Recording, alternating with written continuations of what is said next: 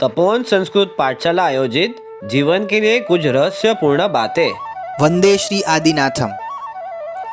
આજે પરમાત્મા આદિદેવનું નિર્વાણ કલ્યાણ। પરમાત્મા આદિનાથનું નામ સાંભળીએ અને સૌથી પહેલાં આપણી સામે કોઈ તીર્થ આવે ને તો એ છે પાલિતાણા। પણ પાલિતાણા પરથી પરમાત્માનું એક પણ કલ્યાણક થયું નથી। તો પરમાત્માનું મોક્ષ કલ્યાણક થયું ક્યાંથી? અષ્ટાપદ પર્વત પરથી। પરમાત્માનું આયુષ્ય, પરમાત્માનો જીવનકાળ કેટલો? 84 લાખ પૂર્વ। તો એમાં એક પૂર્વ એટલે કેટલું? 70,560 અબજ વર્ષ ઇક્વલ ટુ એક પૂર્વ। તો એવા કેટલા પૂર્વ? 84 લાખ પૂર્વ। પરમાત્મા 83 લાખ પૂર્વ તો સંસારમાં જ રહ્યા અને 1 લાખ પૂર્વ વર્ષ બાકી રહ્યું ત્યારે પરમાત્માએ દીક્ષા લીધી અને દીક્ષા લીધાના 1000 વર્ષની અંદર પરમાત્માએ કેવળ જ્ઞાનની પ્રાપ્તિ કરી।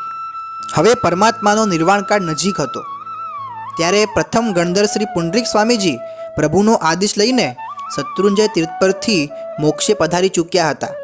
પ્રભુએ જ્ઞાનથી જોયું કે હવે મારું નિર્વાણ નજીક છે ત્યારે અષ્ટાપદ પર્વત ઉપર જઈને એમની સાથે એમના 99 પુત્રો, 8 પૌત્રો અને 10,000 મુનિઓએ અનશન સ્વીકાર કર્યો। અને આ બધી વસ્તુ ત્યાંના પર્વત રક્ષક પુરુષોએ જોયું, સાવધાન થયા, દોડ્યા અને ભરત ચક્રવર્તીના દરબારમાં પહોંચ્યા અને ખિન્ન હૃદયે આ સમાચાર ભરત ચક્રવર્તીને આપ્યા। ભરત મહારાજાને જેવા સમાચાર મળ્યા, ભરત ચક્રવર્તી તુરંત જ સભામાંથી ઉઠ્યા, અયોધ્યાને છોડી અને અષ્ટાપદ તરફ એ ચાલી નીકળ્યા। અરે પ્રભુના અનશનની વિગત સાંભળ્યા પછી ભરત ચક્રવર્તી ચોધાર આંસુએ રડ્યા છે। એમને ના શિબિકા મંગાવી, ના અશ્વ મંગાવ્યા, ના રથો મંગાવ્યા, અરે ન તો એમને પોતાના પગમાં મોજડી પહેરી। એમને પહોંચવું હતું પ્રભુની નિકટ, એમને પહોંચવું હતું પ્રભુની પાસે, એમને જોવું હતું પ્રભુનું મુખ। અને ભરત ચક્રવર્તી અષ્ટાપદ પર્વત પર દોડી નીકળ્યા। એમની પાછળ દોડ્યું એમનું અંતઃપુર, સેના દોડી, અરે એમની પાછળ આખી અયોધ્યા દોડી। જાણે માનવોનો મહેરામણ અષ્ટાપદ તરફ આમ ધસી ઉઠ્યો। અરે કોકે પાદુકા આપીને તો ભરત મહારાજાએ પહેરી નહીં, કોકે રથ આપ્યો તેમાં બેઠા નહીં। શોકથી ખિન્ન થયેલા પગ પાળા તે ચાલવા માંડ્યા, ન આહાર લીધો ન પાણી પીધું। અરે ક્યારે પણ ખુલ્લા પગે ન ચાલેલા ભરત મહારાજા આજે એમના પગમાંથી લોહીની ધારા વહી રહી છે। અરે સેવકોને અને છત્રધારોને પાછળ પાડી દે એટલી સ્પીડથી એ ભાગી રહ્યા છે।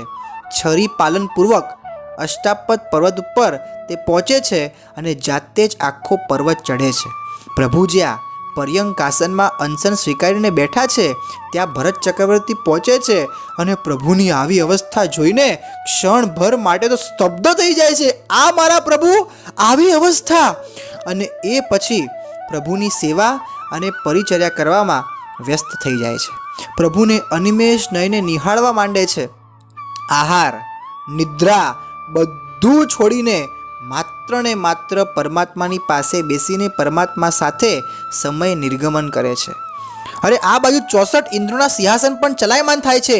એ લોકો પણ કરોડો દેવોના પરિવાર સાથે અષ્ટાપદ પર્વત પર આવી પહોંચે છે। કરોડો દેવતાઓ, અનેક ઇન્દ્રો, અનેક મનુષ્યો, એમની હાજરીથી જાણે અષ્ટાપદ પર્વત એક નાનકડી શિલા ન હોય એવું દેખાઈ રહ્યું છે। આ બાજુ 6 દિવસ પરમાત્માએ અનશન કર્યું, 24 ઉપવાસ કર્યા। પોષ વદ તેરસના દિવસે પ્રભુએ સકળ કર્મોનો અંત કર્યો, કાયાને ત્યાગી અને અવ્વલ કક્ષાનું મોક્ષના સુખને, શાશ્વતના સુખને એમને પ્રાપ્ત કર્યું। અને પછી સમગ્ર જગતમાં ઉદ્યોત થયો। નારકીઓને પણ ક્ષણભર માટે સાતા મળી। પ્રભુની સાથે પ્રભુના 99 પુત્રો, 8 પૌત્રો અને 10,000 મુનિઓએ પણ મુક્તિ સુખને પ્રાપ્ત કર્યું।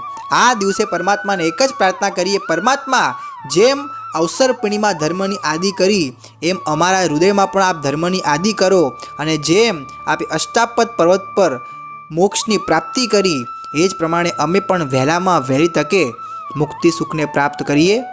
વંદે શ્રી આદિનાથમ, વંદે શ્રી આદિનાથમ।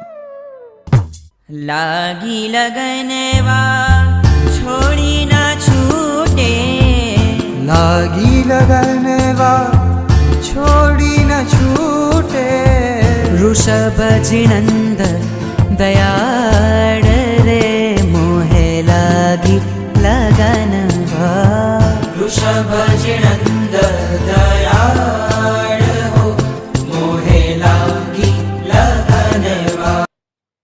ऐसे वीडियो हमारे चैनल पर आते रहेंगे। देखने के लिए चैनल को सब्सक्राइब कीजिए और बेल आइकन प्रेस कीजिए।